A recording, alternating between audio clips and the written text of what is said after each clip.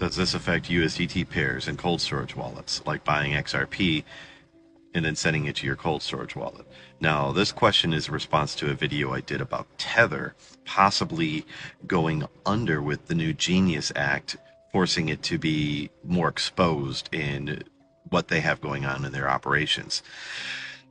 And the fear is that Tether USDT may crumble, taking a lot of the market with it if that's the case. This is a fear-based mentality. I really hope this doesn't happen. But to answer this question that you have here, I'm going to have to explain to you a little bit about cold storage and liquidity pools.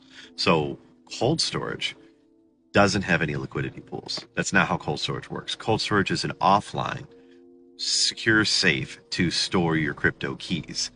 Now, liquidity pools are hosted usually by decentralized exchanges or automated market makers like Uniswap, PancakeSwap, the XRPL, AMM. They host the liquidity pools, and then the liquidity pools, they have pairs in those liquidity pools. So you'll have XRP, you'll have a pool with XRP and USDT in it, with both the XRP and USDT, or you'll have a liquidity pool with XRP and USDC, or you'll have a liquidity pool with XRP and HBAR.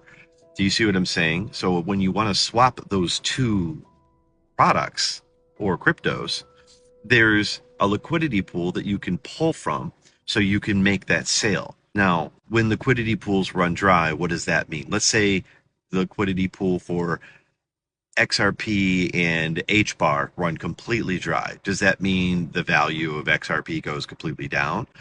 In some cases, yeah, it can affect the value, but most of the time, no. It really depends on how many liquidity pools are empty, but the way it does work is that if a liquidity pool is empty or there's no trading pairs for what you're trying to trade to, you've got to go direct to the person. So I have a friend in Myanmar who has to make sales, and they don't have liquidity pools that they have access to there.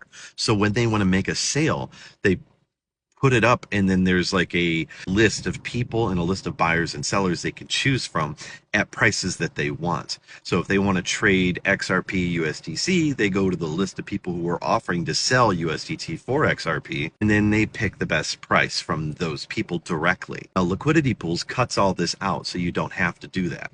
Makes it really simple, cuts down the speed, makes trading faster. So to answer your question, if Tether does go down because of the Genius Act, it will possibly affect a lot of cryptos in their price, because these liquidity pools could get dumped and emptied because people are going to may lose faith in USDT or switch over to another stable coin. This could drain a lot of those liquidity pools. Will it cause a